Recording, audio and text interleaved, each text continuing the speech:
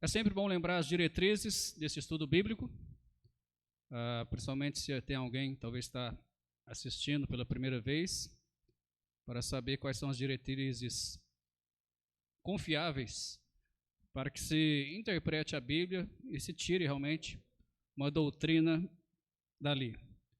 Então, para nós sermos bem sinceros com respeito a esse estudo sobre a salvação, se realmente ela pode ser segura, eterna, ou se ela pode ser de alguma forma perdida, então nós temos que seguir as seguintes diretrizes. Um versículo deve ser analisado no seu contexto bíblico. Se o texto fala sobre servir, então não podemos aplicá-lo à salvação. Segundo, o versículo deve ser interpretado à luz de todo o restante da palavra de Deus. Se, no caso, nenhum versículo deve contradizer dezenas de outros versículos bíblicos.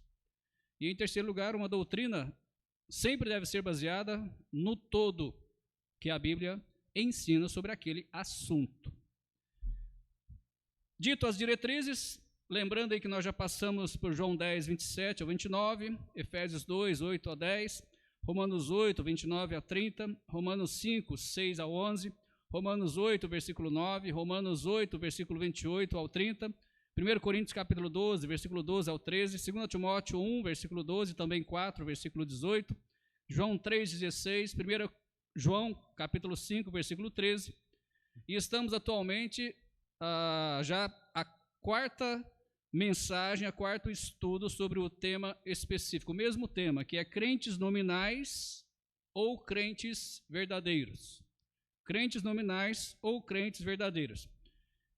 Mesmo nós estamos tratando sobre esse tema, o objetivo ainda é dar segurança sobre o tema que nós estamos tratando no geral, ok? Que é sobre a salvação, se ela pode ser eterna, segura, ou se ela pode ser de alguma forma perdida, ok? Mesmo nós falando aí sobre os crentes nominais e os crentes verdadeiros, o objetivo é esse, mostrar que a salvação, ela é eterna, ela é segura, e de maneira nenhuma ela pode ser perdida, ok? Então não podemos fugir ou pelo menos esquecer do que estamos fazendo. Hoje então estaremos continuando esse tema, e eu quero dizer para os irmãos algo também que eu já disse outras vezes, que é interessante notar que a Bíblia, ela é muito clara e muito realista, e ela conhece e descreve o comportamento humano como ele é. Ela conhece mais você do que você se conhece. Esse livro conhece mais você do que você mesmo se conhece. Então é sempre bom realmente conhecer a Bíblia para se autoconhecer, né? Então a Bíblia consegue distinguir cuidadosamente aqueles que são seguidores apenas nominais de Cristo, daqueles que são crentes genuínos, em outras palavras, daqueles que são salvos verdadeiros, nascidos de novo espiritualmente em Cristo. Tem duas cartas do Novo Testamento que dão atenção especial a este tema. As duas cartas são a primeira carta do apóstolo João e também a carta de Tiago. Primeiramente, então, o apóstolo João, ele escreve a sua primeira carta a um grupo de crentes verdadeiros. Preste atenção nisso, para você entender tudo que nós vamos falar. O apóstolo João, ele escreve a sua primeira carta a um grupo de crentes verdadeiros, que estavam tendo problemas com um grupo, no caso específico, né, um grupo de falsos mestres chamados de gnósticos.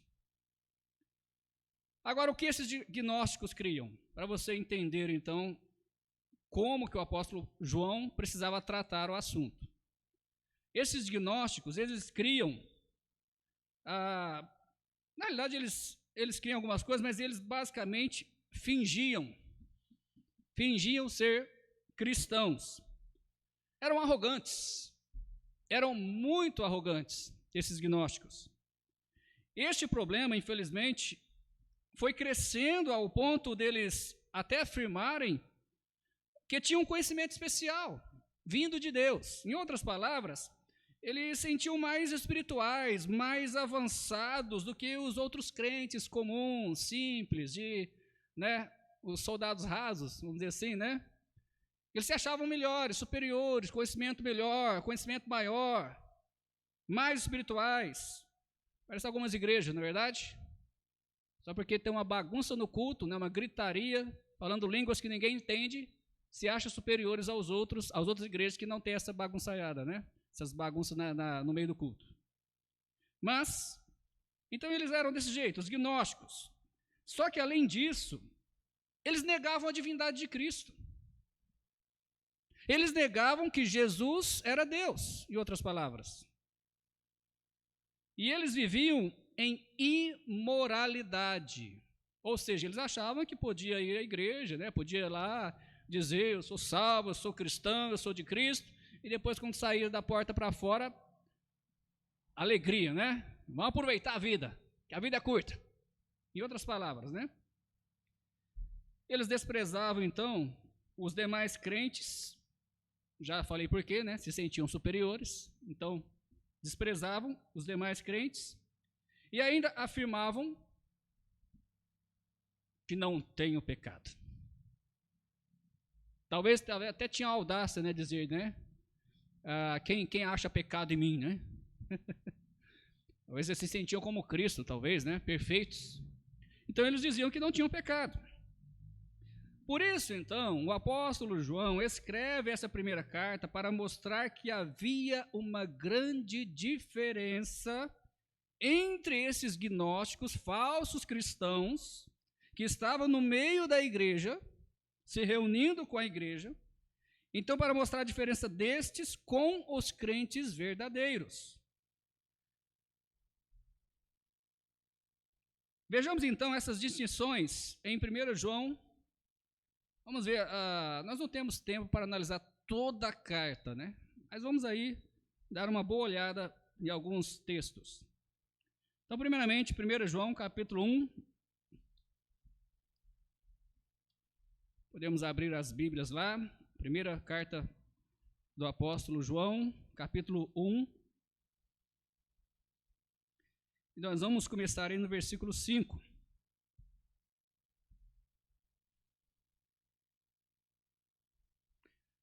Como nosso tempo é curto, irmãos, eu não tenho tempo para ler e explicar cada versículo.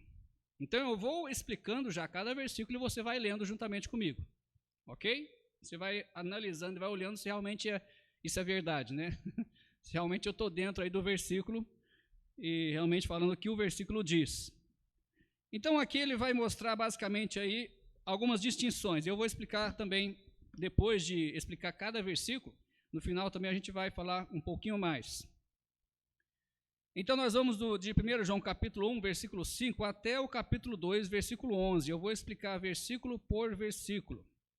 Primeiramente, capítulo 1, versículo 5, Jesus sempre ensinou que Deus é luz, ou seja, moralmente, Deus é moralmente perfeito, e não há nele, não há em Deus trevas nenhuma, né? Ou seja, não há em Deus impureza, não há em Deus pecados. Versículo 6 do capítulo 1, qualquer um que professa então ter comunhão com Deus e vive no pecado, esta pessoa está mentindo e não pratica a verdade da fé cristã. É impossível. O versículo 7 nos diz, se nós vivermos uma vida pura, como Deus é santo, né? Então nós teremos comunhão com Deus, comunhão com Jesus, e teremos comunhão também com os irmãos em Cristo, sendo continuamente purificados de nossos pecados. Por quê? Porque confessamos e abandonamos os pecados. Continuando então, versículo 8. Capítulo 1, versículo 8, se dissermos que não somos pecadores e que não cometemos pecado, então estamos enganando a nós mesmos e somos, mais uma vez, a Bíblia chama uma pessoa dessa forma, que age dessa forma, de mentiroso, somos mentirosos. Versículo 9, capítulo 1, versículo 9 de 1 João, se confessarmos nossos pecados, Deus é fiel, a sua promessa de nos perdoar e nos purificar de tudo o que não está certo em nós. Capítulo 1, versículo 10, se dissermos que não pecamos, então chamamos a Deus de mentiroso. Se dissermos que não pecamos, estamos chamando a Deus de mentiroso. Temos a audácia de chamar a Deus de mentiroso. E ainda, a Bíblia é bem clara em dizer aí, e ainda não recebemos a sua palavra. Em outras palavras, o que quer dizer isso? É uma pessoa perdida. É um crente nominal apenas, perdido. Agora no capítulo 2, versículo 1, 1 João 2, 1. O padrão de Deus é vivermos uma vida sem pecado. Este é o padrão de Deus, irmãos. Viver uma vida sem pecado. Não se esqueça disso. Não se esqueça disso. Porque a gente fica só com a segunda parte do versículo, né? Mas o padrão de Deus, iniciando o versículo, capítulo 2, versículo 1, é vivermos uma vida sem pecado. Mas mesmo assim, Deus nos deu uma provisão, caso então caiamos em algum pecado. Deus ainda é o nosso Pai, mesmo que pequemos. E Ele já providenciou então o perfeito advogado para nos defender. E quando eu digo perfeito, é perfeito mesmo, nunca perdeu uma causa. Capítulo 2, versículo 2. Jesus cumpriu as exigências de Deus, pois a sua morte foi suficiente para os pecados de todo o mundo. As exigências de Deus foram cumpridas pelo próprio Senhor Jesus Cristo, o nosso advogado, amém? Versículo 3 do capítulo 2. Aquele que conhece a Jesus, ou seja, o salvo verdadeiro, ele obedece os mandamentos de Jesus. Versículo 4. O crente apenas nominal, ele é mentiroso, pois diz que conhece a Deus, mas não obedece os seus mandamentos. O crente nominal, ele é mentiroso porque ele diz que conhece a Deus. Mas você olha a vida dele, ele não obedece os mandamentos de Deus. Então, que Deus que ele conhece? Não é o mesmo Deus que eu conheço. Percebe? Então, é um perdido, é um crente nominal. Versículo 5, capítulo 2. Por outro lado, irmãos, o crente verdadeiro, então, obedece à palavra de Deus. Como? Mostrando que o amor de Deus está sempre sendo aperfeiçoado na sua vida, provando que esta pessoa está em Cristo. A diferença é muito grande, não é verdade? A diferença de um crente verdadeiro para um crente nominal é muito grande. Versículo 6, capítulo 2, versículo 6 de 1 João, o falar deve combinar com o caminhar. Ou seja, o que eu falo eu tenho que mostrar na minha vida. Se eu digo que estou em Cristo, então eu preciso provar isso. Se eu digo que eu sou salvo, eu preciso provar isso. Que jeito, pastor? Como que eu provo que eu sou salvo? O versículo aí mostra. Eu preciso provar isso vivendo como Cristo. Vivendo como Cristo. E não uma vida totalmente anticristã ou totalmente depravada e muitas vezes negando que peca. Versículo 8. Melhor, versículo 7, capítulo 2. Esses ensinamentos que o apóstolo João está passando aqui, irmãos, não são ensinamentos novos, ele deixa claro aí. Mas foram ensinados desde o início do ministério do Senhor Jesus Cristo. Então ele não está passando nada novo aqui, é algo que Jesus já havia ensinado. Mas agora, no versículo 8, então João apresenta um sentido novo a esses ensinamentos, mostrando que as trevas em nossas vidas, elas vão perdendo a força à medida que a luz de Deus vai nos iluminando. Isso é maravilhoso, porque todos nós estávamos em trevas, Mas hoje estamos na luz porque um dia a luz de Deus entrou em nossas vidas, nossos corações, e as trevas teve que fugir. Elas teve que automaticamente sair. Da mesma forma que nós acendemos a luz desse lugar aqui, as luzes, e as trevas fogem. Então isso é claro, aqui João apresenta aqui como ilustração sobre as trevas e a luz, mostrando então mostrando aqui, no caso, um novo sentido aos ensinamentos que ele estava apresentando. Basicamente ilustrando, né, o que ele estava querendo ensinar, porque no versículo 9, capítulo 2, versículo 9, a Bíblia nos mostra aí que os que odeiam os irmãos ainda estão aonde? Ainda estão em trevas. Ele dá a ilustração no versículo 8, mostrando que quando a luz vai entrando, então as trevas vão basicamente perdendo a força, né? Vão fugindo. Mas aqueles irmãos que odeiam seus irmãos ainda estão em trevas, e deixa claro aí no versículo 9 que não há neles a luz de Deus. Em outras palavras, são crentes nominais. Em outras palavras, são perdidos. Nunca receberam a Cristo como Salvador. Mesmo professando. Mesmo professando.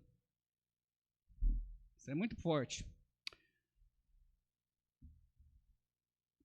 Versículo 10. Os salvos verdadeiros, então, eles estão na luz de Deus. Por isso amam aos seus irmãos. E o mais importante, eles não dão escândalos com pecados. São pessoas que querem viver retamente. São pessoas que querem viver como Cristo viveu. São crentes verdadeiros. Versículo 11. Porém, os que odeiam seus irmãos estão cegos. Por que estão cegos, irmãos? Se nós apagarmos, aqui ainda está claro, né? Mas aí num dia em que a lua não está tão forte, tão cheia, né? Não está iluminando tanto. E você dentro de casa, você apaga as luzes, o que acontece? Você fica em trevas. Automaticamente você fica cego. Você vai andar, você vai bater alguma coisa. Já acordou de madrugada, de noite? E talvez você não quis acender a luz e tentou ir ao banheiro. E aí tinha alguma coisa ali que você não lembrava e meteu ali a canela, o cotovelo, né? E aí ficou roxo, né, durante alguns dias. Nós ficamos cegos quando estamos em trevas. Então, o versículo 11 aí diz que os que odeiam os irmãos, eles estão cegos pelas trevas, estão vivendo em trevas, portanto não conseguem enxergar nada de Deus. Talvez isso poderia, como é que eu posso dizer? Dar um pouco de paz a alguns pastores, né? Porque muitas vezes pregam e não há nenhuma reação da igreja ou de alguns irmãos. Simplesmente porque não são salvos. Estão em trevas. São cegos. Então eles não conseguem enxergar a luz de Deus. Muito menos o que Deus realmente quer mostrar para eles. Então, esses crentes aqui, novamente mostrando crentes nominais, pessoas perdidas. Eles vivem em trevas, eles são cegos, eles não sabem para onde vão por causa das trevas.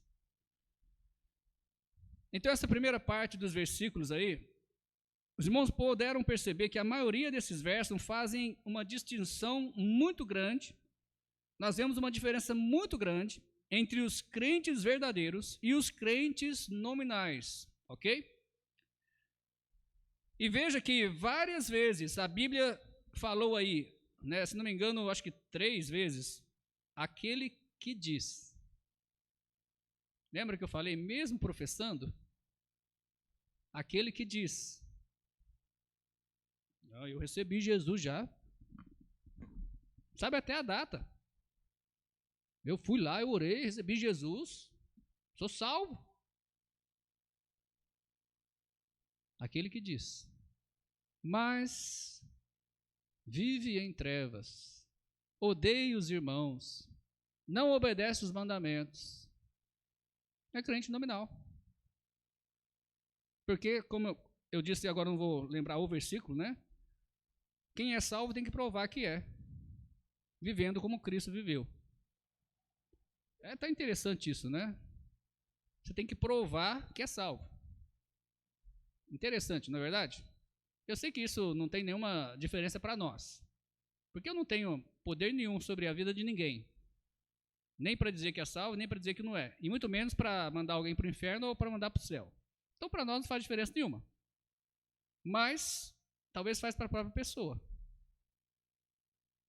porque o maior interessado em saber se alguém é salvo ou não, ou melhor, o maior interessado em saber se eu sou salvo ou não, sou eu.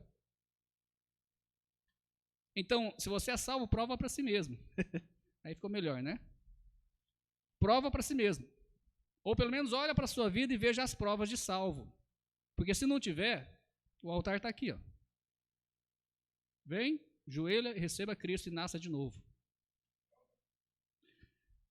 Muito bem, o crente verdadeiro, então, conforme aí 1 João, ainda na carta de 1 João, capítulo 2, versículo 15 ao 17, como eu já disse, devido ao tempo ser curto, nós não vamos ler os textos, então eu vou explicar esse texto, 1 João 2, versículo 15 ao 17. O crente verdadeiro, ele não ama este mundo miserável, o sistema mundano totalmente anticristão. Uma das marcas de um verdadeiro cristão é que ele não ama este mundo, ou seja, ele não é controlado. Ele jamais será controlado por este mundo ou pelo sistema mundano. Não sei se eu posso usar essa ilustração, mas vai lá. Não sei se os irmãos receberam aí no WhatsApp um pastor que se retratou, não sei se retratou, porque o vídeo que eu vi ele corta, né? Então não deu para ver o desfecho do pastor, mas ele leu algo que foi colocado para ele ler, porque ele disse algumas coisas no culto, né, transmitindo, né, online, e sobre aí algumas empresas, e sobre o homossexualismo e outras coisas. Não sei o que foi, não vi, mas ouvi esse vídeo que foi passado pelo WhatsApp, dele então se retratando ali sobre, se é que se retratou mesmo, porque o vídeo corta no final, então não deu para ver. Mas aí a minha pergunta é o seguinte, né? E se fosse eu? E se fosse eu retrataria? Irmãos, eu vou dizer uma coisa para vocês. Se eu falei tudo que a Bíblia diz, se eu não saí em nenhum momento da palavra de Deus, se eu não preguei nenhuma heresia, se eu não ofendi ninguém,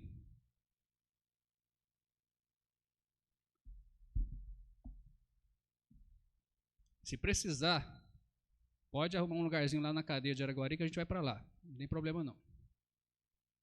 Mas eu prefiro ser fiel ao meu Deus do que fazer o que o mundo quer.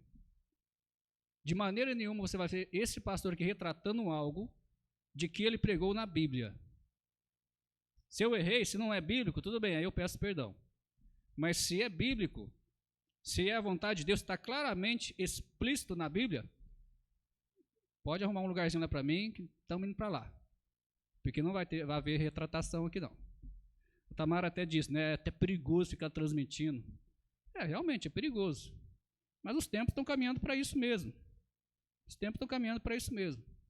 Né, tanto para transmissão, quanto também para perseguição. Então, logo Cristo vai voltar, não vou estar aqui mais mesmo, então vamos servindo da forma que tenhamos aí que servir. Amém? Por que eu disse isso, irmãos? Porque o crente verdadeiro, conforme 1 João 2, 15 ao 17, ele não é controlado pelas coisas do mundo. De maneira nenhuma, algo vai me fazer falar, o sistema mundano vai me fazer falar algo que eu não creio, algo que não seja verdade, algo que não seja bíblico, algo que não seja da vontade de Deus. Então, ele não é controlado pelo mundo. Se alguém vive para dar, então, lugar à concupiscência da carne, porque é isso que diz aí, não é verdade? Concupiscência da carne. O que há no mundo? Concupiscência da carne. Então, se alguém vive para dar lugar à concupiscência da carne, a concupiscência dos olhos, no caso aí, para quem não entende sobre essas palavras, é o desejo da carne, o desejo dos olhos. e a soberba ou o orgulho da vida. Essas coisas são coisas do mundo e não devem controlar o crente verdadeiro, e aliás, não controlam.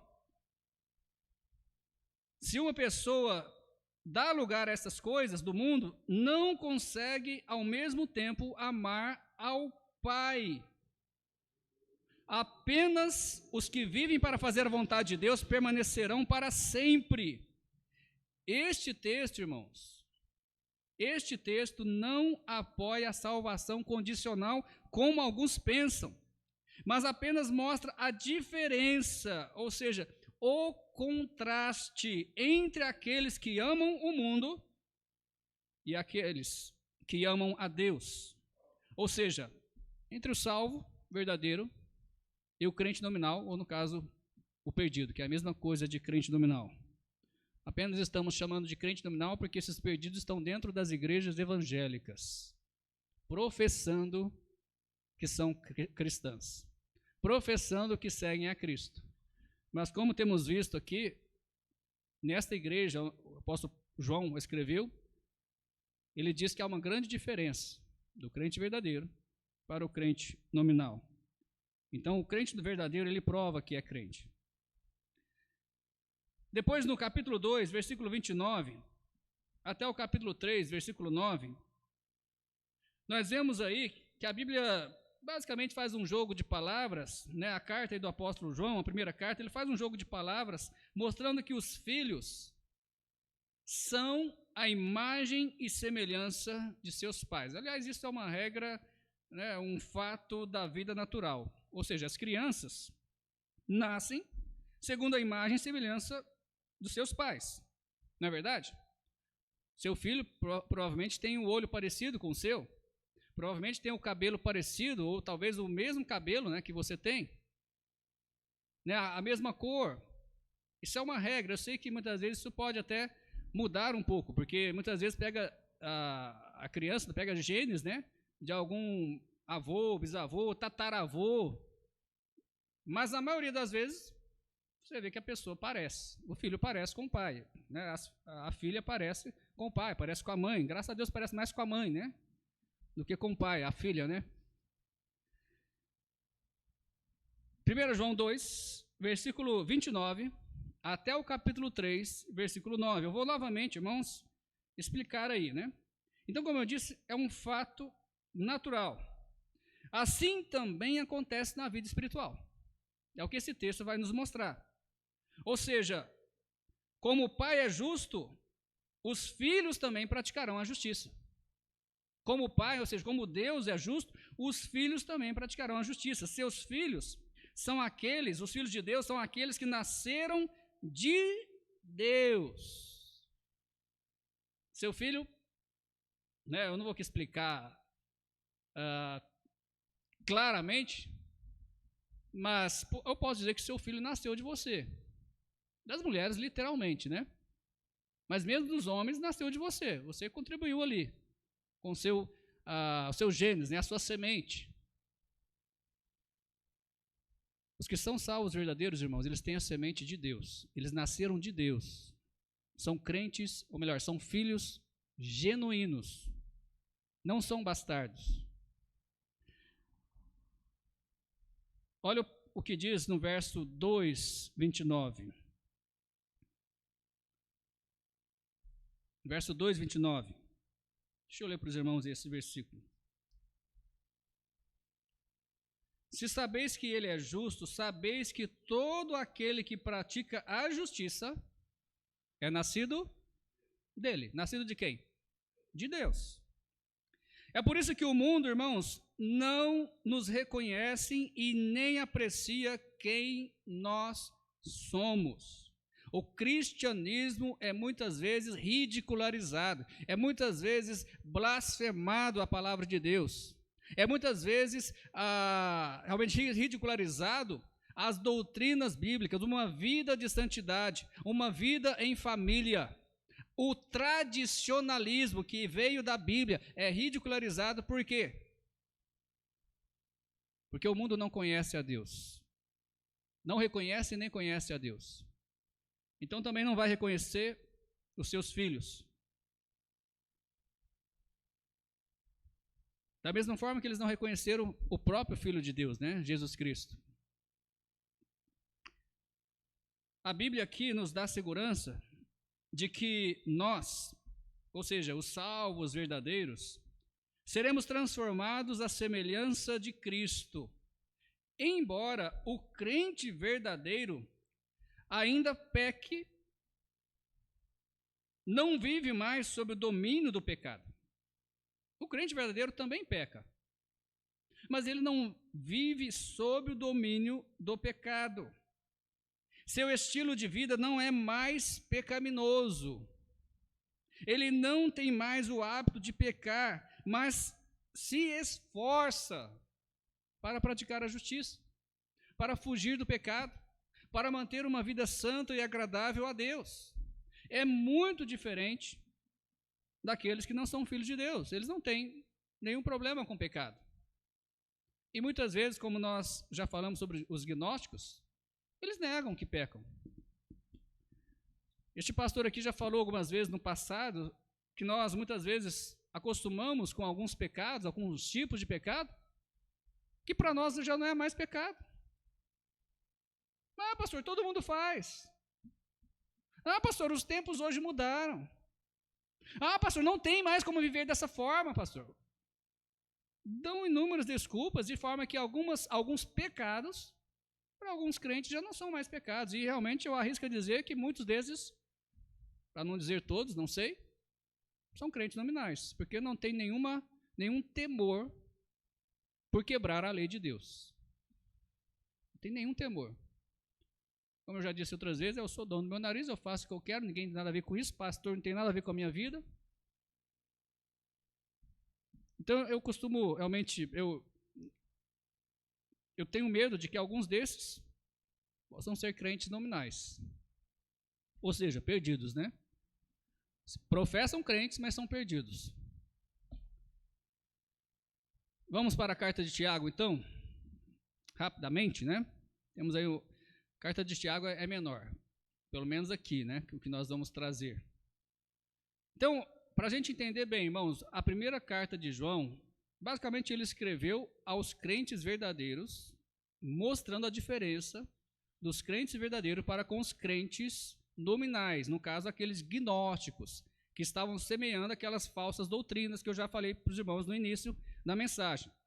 Agora, a carta de Tiago é totalmente contrário. Porque o foco da carta de Tiago é diferente da primeira carta do apóstolo João. Porque Tiago aqui ele se dirige a pessoas cujas vidas não pareciam dar sustentação à sua profissão de fé. É diferente. Embora a mensagem é a mesma, né?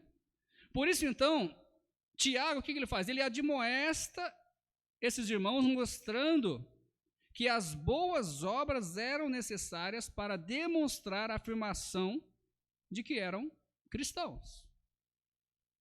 Este texto aqui é muito polêmico, que eu vou passar para os irmãos, porque alguns afirmam que ele diz que somos salvos pelas obras. É um texto polêmico, mas está bem claro, né? É só quem quer arranjar confusão que pensa isso. Mas é um texto polêmico.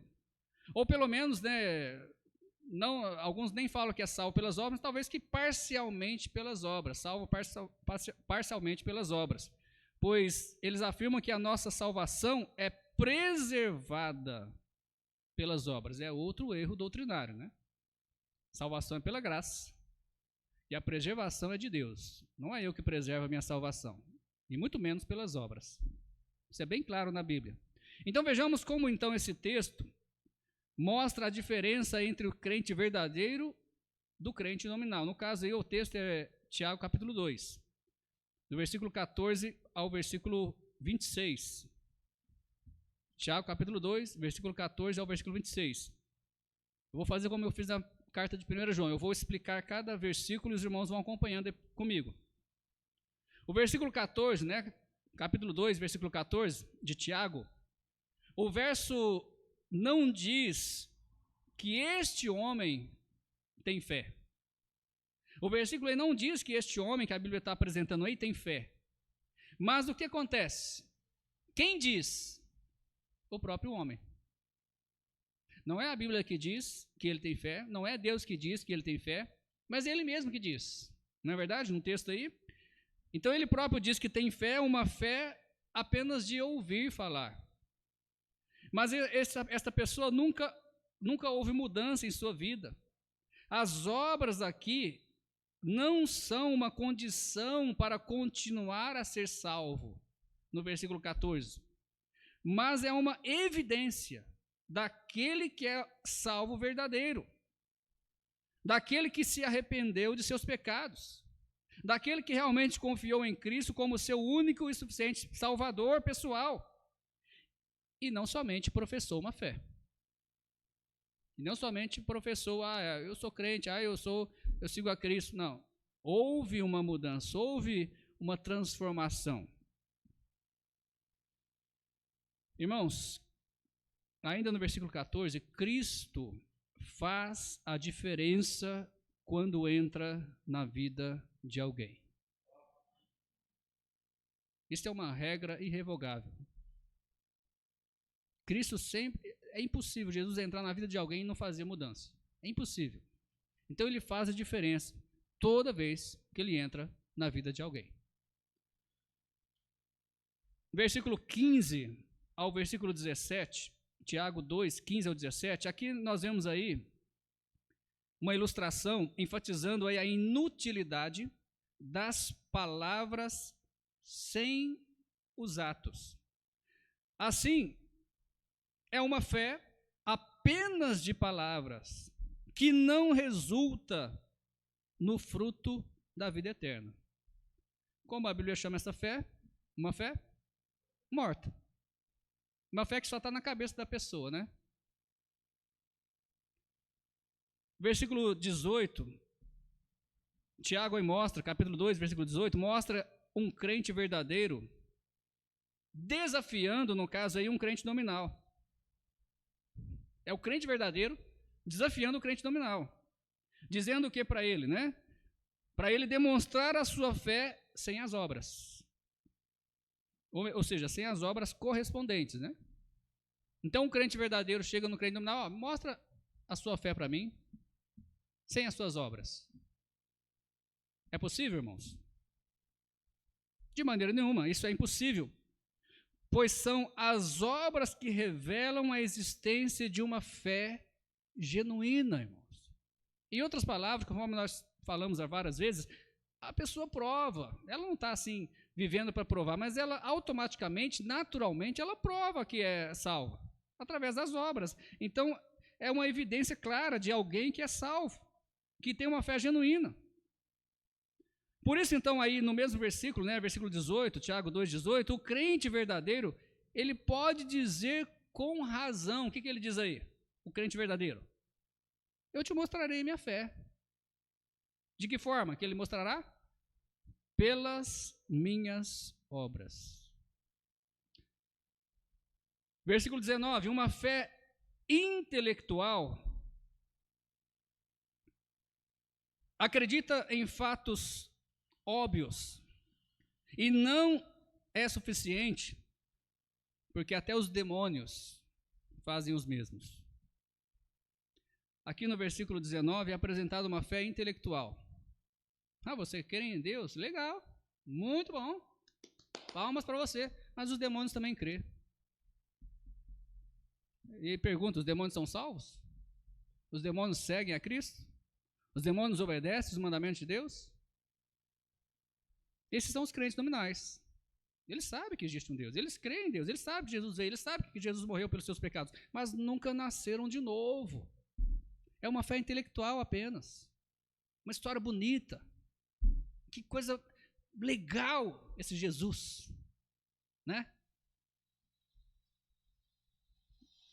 Versículo 20, as obras são o resultado de uma fé viva, uma fé verdadeira, uma fé salvífica, uma fé que salva. Versículo 21 ao 24, a Bíblia cita Abraão como exemplo de alguém que tinha a fé verdadeira. Sabe quando aconteceu isso? Em Gênesis capítulo 15, versículo 6. Porque a Bíblia diz ali em Gênesis 15, versículo 6, que Abraão creu, né, em Deus e isso foi lhe imputado como justiça. Abraão, então, foi justificado ali pela fé, porque creu no Senhor e isso foi lhe imputado como justiça, conforme diz lá. Só que depois, mais ou menos de uns 20 anos, mais ou menos, Abraão, então, mostrou esta fé pelas suas obras. Ou seja, conforme os irmãos sabem, né, ele ofereceu o seu único filho a Deus. Não digo que ele ofereceu um sacrifício, porque ele não chegou a matar o menino, porque o anjo bradou antes que ele o fizesse. Mas a Bíblia diz que ele realmente ofereceu. Na mente dele, ele já tinha matado o seu filho, oferecendo ele a Deus como Deus o havia pedido. Então, Abraão, ele tinha esta fé verdadeira. Ele era um crente, aliás, a Bíblia chama Abraão de crente, né? Um crente verdadeiro. E ele provou isso através das suas obras. No versículo 25, a Bíblia cita mais um exemplo. Ele falou do versículo 21, né, ao 24 de Abraão. Agora no versículo 25 ele cita o exemplo de Raabe. Porque Raabe também teve uma fé verdadeira, porque ela arriscou a sua vida para salvar os emissários do povo de Deus. Arriscou a própria vida. Arriscou a vida de toda a sua família, porque se eles descobrissem, não ia morrer só ela. Ia morrer todos da casa dela, todos da família. Mas por que ela arriscou então a sua vida, da sua família, para salvar esses emissários do povo de Deus? Porque ela provou pelas suas obras que tinha uma fé genuína neste Deus, no Deus de Israel. Senão ela não teria arriscado a sua vida. Arriscado a morrer por um Deus aí que ela nem cresce, né? Então, com certeza, a Bíblia mostra isso aqui, dá o exemplo dela, porque ela tinha uma fé verdadeira. E o versículo 26, para encerrar, então, a Bíblia lembra que assim como o corpo é invisível, no caso, assim como o corpo, né? O corpo é o quê? Você está vendo meu corpo? Bonitão? Moreno? Estou brincando. Mas o corpo, ele é visível. Não é verdade? Você está me vendo. Então, o que a Bíblia diz no versículo 26? Assim como o corpo, no caso visível, né? Não está na Bíblia, mas a gente sabe que é visível, sem o Espírito, você está vendo o meu Espírito? Não tem a ver, o Espírito é invisível, não é verdade? Então, o corpo sem o Espírito está morto. Né? Assim como a gente faz muitos velórios, tem ali um corpo, mas o Espírito já foi. Ou foi para o céu ou foi para o inferno, conforme a Bíblia diz. Agora, olha o que a Bíblia diz. Assim como o corpo sem o Espírito está morto, assim também a fé. Você consegue ver fé? A fé, no caso, ela é invisível, né? Como o Espírito. Então, assim a fé, sem as obras você consegue ver as minhas obras? O que eu faço de bom, o que eu faço de ruim? As obras são visíveis. Então, assim também a fé, sem as obras, está morta. Em outras palavras, é uma fé intelectual, uma fé dos crentes nominais, pessoas perdidas, que estão dentro das igrejas, cantando juntos com os crentes verdadeiros, muitas vezes dizendo, professando, conforme nós vemos aí, tanto em 1 João quanto em Tiago, professando ser salvo, professando ser cristão, mas a vida não mostra nada disso. Concluindo, a mesma conclusão que eu tenho feito, a Bíblia distingue, ela diferencia aqueles que são crentes nominais, sem compromissos, com aqueles que são crentes verdadeiros. Ela diferencia claramente isto. É preciso então, irmãos, é imprescindível que cada um de nós veja as provas. Veja as provas na sua vida, nas suas obras. Eu não preciso ver, porque isso para mim não vai valer de nada. Eu não tenho poder novamente de mudar a sua vida, de mandar você para o inferno, para o céu. Então, para mim, você tem que realmente provar para você. Analise a sua vida, procure as provas de cristão, procure as provas de salvo.